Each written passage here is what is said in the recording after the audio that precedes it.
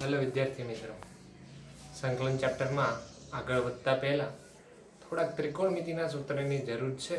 તો પહેલાં એનું ડિસ્કશન કરીએ, ત્યાર પછી સંકલન ચેપ્ટરમાં આપણે આગળ વધીએ.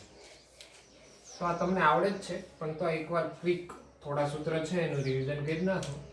તો આપણને ખબર છે 1 + cos 2 થીટાનું શું સૂત્ર છે? 2 cos સ્ક્વેર થીટા થાય. કારણ કે જો અહીંયા પ્લસ હોય ને તો અહીંયા cos, પ્લસ હોય તો અહીંયા cos, યાદ રાખવા માટે. અને 1 - cos 2 થીટા એટલે કે 2 sin સ્ક્વેર થીટા થાય. અને અહીંયા ત્રીજું સૂત્ર સેમ જ છે, 1 + આ તમે આવડે એ માટે દીધેલું છે, 1 + પ્રેક્ટિસ માટે 1 + cos 7 થીટા એટલે કે 2 પ્લસ એટલે cos સ્ક્વેર. અને આ બધામાં તમે ઓબ્ઝર્વેશન કર્યું છે, આ બધામાં ઓબ્ઝર્વેશન કર્યું છે તો આ એંગલ હાફ કેવો થાય? અડધો એંગલ. અહીંયા કેવો એંગલ થાય છે? અડધો એંગલ. તો અહીંયા તે 7 થીટા છે તો એનો એંગલ અડધો એટલે કેટલો થાય? 7 θ/2. આ બધા સૂત્રો તારવી શકું. જો એકનું ડિસ્કશન કરીએ તો આપણને ખબર છે કે cos square theta minus sin square theta બરાબર શું થાય? cos 2 થીટા થાય. અને સેમ ટુ સેમ અહીંયા 2 cos સ્ક્વેર થીટા માઈનસ 1 બરાબર એ હું લખી શકું? cos 2 થીટા લખી શકું. તો એકને આ બાજુ જવા દો એટલે અહીંયા શું થાય? 2 cos સ્ક્વેર થીટા બરાબર 1 + cos 2 થીટા થાય. તો અહીંયા શું થાય? cos સ્ક્વેર થીટા બરાબર 1 + cos 2 થીટા ના છેદમાં 2. જો આ સૂત્ર તાર્યું કે નહીં? તારવી શકો, આ બધા સૂત્ર તારવી શકો, પણ બને ત્યાં સુધી યાદ જ રાખવાના છે. આ જ પ્રમાણે cos 2 થીટા ના cos square theta minus sin square theta, 2 cos square theta minus 1, 1 - 2 sin square theta. આ બધા એક સૂત્ર. આને હું આમ લખી શકું 1 - sin સ્ક્વેર એટલે 1 - sin square minus sin square એટલે -2 sin square theta. Same to same આ સૂત્ર તમે તારવી શકો. આ પ્રમાણે sin 3 થીટા નું શું સૂત્ર છે? તો કે 3 sin theta minus 4 sin cube theta. હું તો આ રીતે યાદ રાખું કે 334 નંબર અને cos નું હું 343 નંબર. અને 4 સાથે હંમેશા ક્યુબ આવશે. 4 સાથે હંમેશા ક્યુબ આવશે. હું તો આ રીતે યાદ રાખું, બને ત્યાં સુધી આ રીતે જ યાદ રાખું. અને યાદ જ હોય તો કોઈ પ્રોબ્લેમ નથી. અને એક sin a + sin b. તો આપણને ખબર છે 2 sin, બે એંગલનો સરવાળો / 2 cos, બે એંગલને બાદબાકી / 2. એટલે આ રીતે યાદ રાખીએ છીએ. અને કે s = 2 પ્લસ છે તો પહેલા sin એટલે 2sc. સેમ ટુ સેમ અહીંયા માઈનસ છે, sin ની વાત કરીએ છીએ એટલે કે s - s તો 2cs.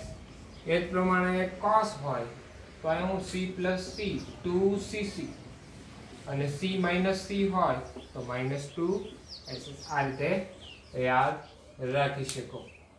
ઓકે, આ સૂત્ર આપણે તમને આવડે જ છે તો એકવાર ડિસ્કસ કરી. એક આ સિમ્પલ સૂત્ર sin 2 થીટા નું 2 sin થીટા * cos થીટા. આના તે પ્રમાણે sin 4 થીટા નું સૂત્ર લખવું હોય શું લખી શકું? 2 અહીં જો અડધો એંગલ થઈ ગયો તો અહીં હું લખી શકું 2 sin 2 થીટા * cos 2 થીટા.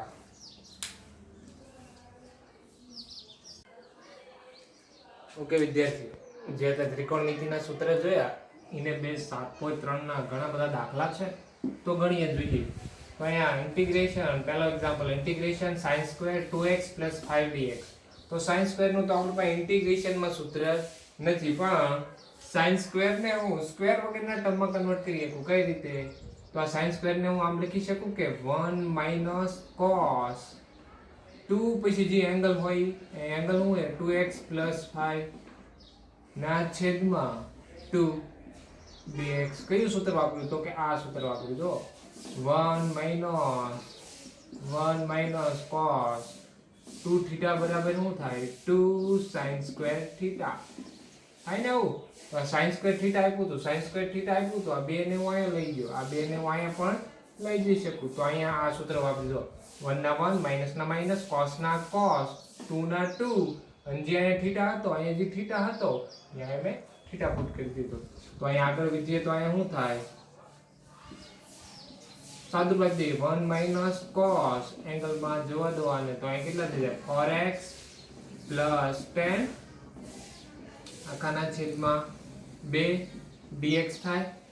તો હવે 1/2 તો કોન્સ્ટન્ટ છે તો 1/2 ને બહાર લઈ લઈએ અને ઇન્ડિવિજ્યુઅલ એટલે એક એકને ઇન્ટિગ્રેશન આપી દઈએ તો અહીંયા શું થાય છે 1 dx minus integration cos 4x plus 10 dx થાય તો કે હા તો અહીંયા શું આવશે 1/2 1 નું x માઇનસ cos નું આપણને ખબર છે sin જે એંગલ હોય એનું પણ અહીંયા ભૂલ થશે મોસ્ટ ઓફ છેદમાં કેટલા આવશે 4 કારણ કે x નો સહગુણક છે વત્તા કેટલા c c તો આવશે જ તો અહીંયા લખી શકું x/2 માઈનસ કેટલા 1/8 into sin 4x plus 10 plus c તો આ શું થઈ ગયો ક્વેશ્ચન નો આન્સર આ પ્રમાણે જો બીજો સિમ્પલ એક્ઝામ્પલ છે આને રિલેટેડ જ છે આગળ છે એટલે બીજો ઓટોમેટિક આવડી જશે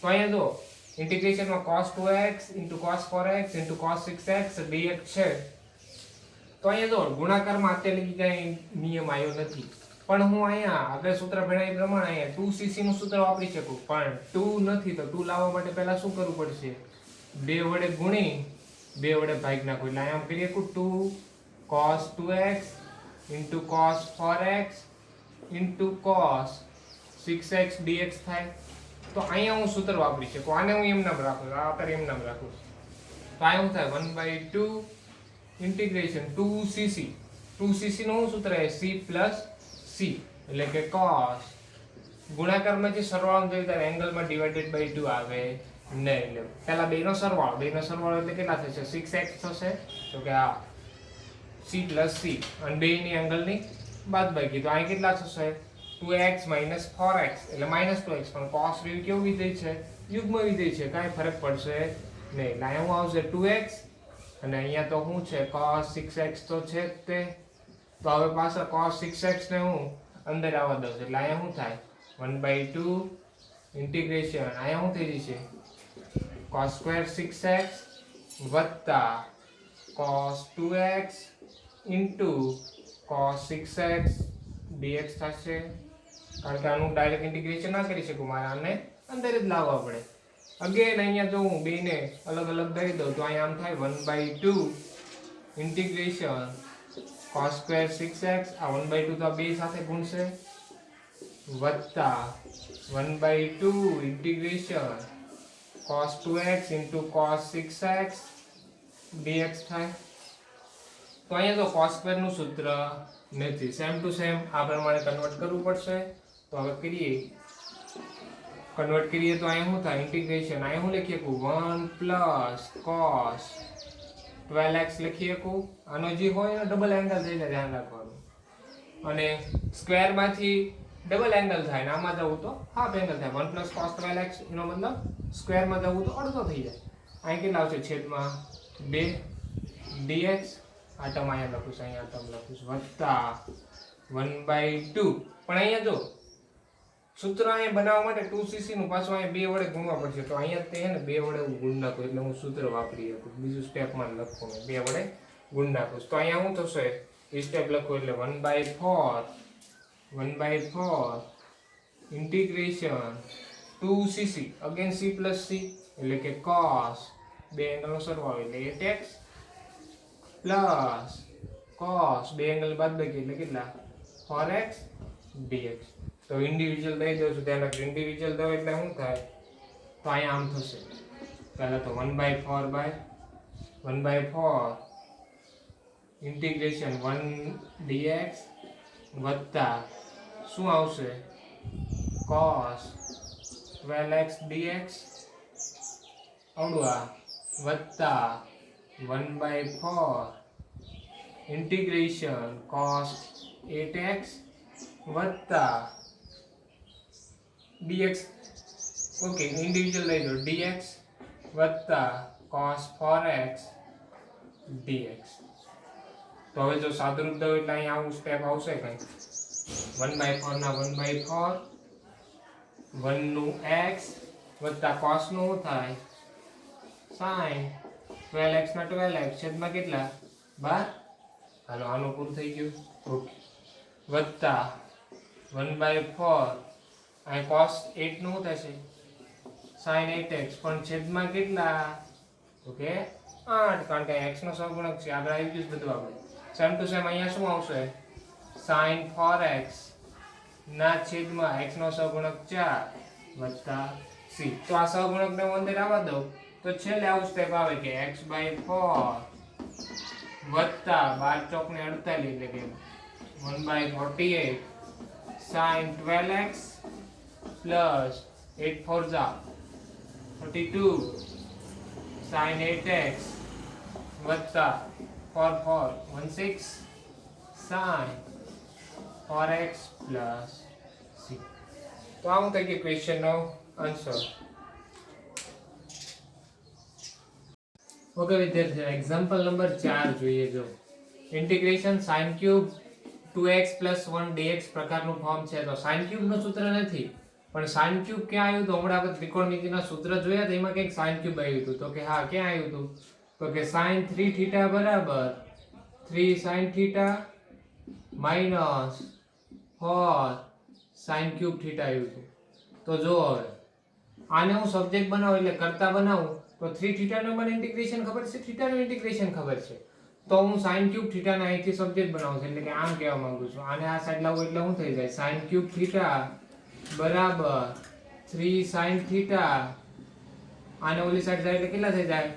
માઈનસ sin 3θ ના છેદમાં કેટલા? આવડા 4 ને. તો કે હા, આવડા 4. તો આ પ્રમાણે આનું હું સાદુરૂપ આપતો જઉં.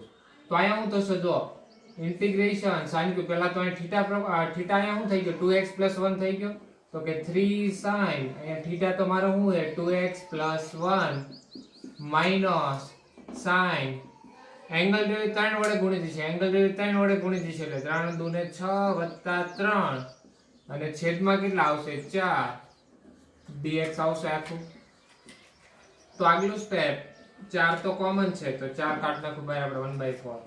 તો અહીંયા 3 કોન્સ્ટન્ટ છે બહાર. Integration sin 2x + 1 dx minus integration sin 6x + 3 dx. તો આનું આપણે ઇન્ટિગ્રેશન કરીએ તો આ 1/4 એમ ના અહીંયા શું થશે? 3 sin નું માઈનસ થશે એટલે માઈનસ cos 2x + 1 પણ x નો સહગુણક 2 હોવાથી છેદમાં 2 થશે. સેમ ટુ સેમ અહીંયા માઈનસ માઈનસ પ્લસ શું થશે? cos 6x + 3 ના છેદમાં 6 વત્તા શું થશે? c. તો આનું સાદુરૂપ આપું તો આવું થાય -3/8 cos 2x + 1 વત્તા 1/6 ચોક 24 cos 6x + 3 + c. આ આન્સર સાચો જ છે.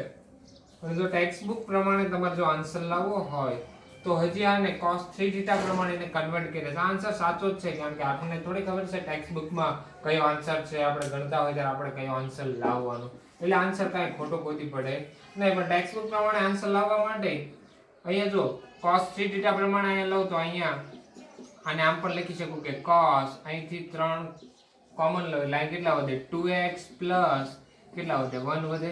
તો આપણને ખબર છે cos 3θ નું શું સૂત્ર છે? તો કે cos 3θ બરાબર 4 cos ક્યુબ θ minus 3 cos θ.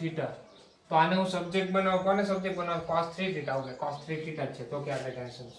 તો અહીંયા θ તરીકે શું થઈ ગયો? 2x + 1. આ પ્રમાણે સાદુરૂપ દેતો જો એટલે કે અહીંયા -3/8 cos 2x + 1 પ્લસ 1/24 cos 3θ પ્રમાણે સાદુરૂપ દોશે એટલે અહીંયા 4 cos ક્યુબ θ અહીંયા શું છે? તો કે આવી ગયો 2x + 1 માઈનસ ના માઈનસ 3 cos શું? તો કે 2x + 1 અને પ્લસ c તો કોન્સ્ટન્ટ છે જ તે. તો આનું સાદુરૂપ આપું તો આવું થાય -3/8 cos 2x + 1 પ્લસ આનંદર આવે તો એટલે કેટલા થાય? 4 કેન્સલ આઉટ થશે એટલે કેટલા આવશે? 1/6 cos ક્યુબ 2x + 1 માઈનસ અહીં તો ઉઠશે કેટલા આવશે? 8 આવશે. તો કે 1/8 cos 2x plus 1 plus c.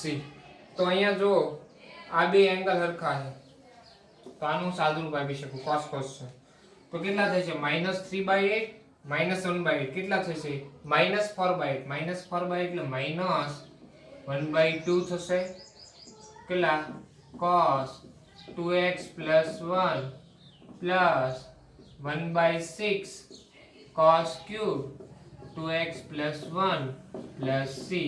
તો આ શું થઈ ગયો ક્વેશ્ચન નો આન્સર લખી નાખો.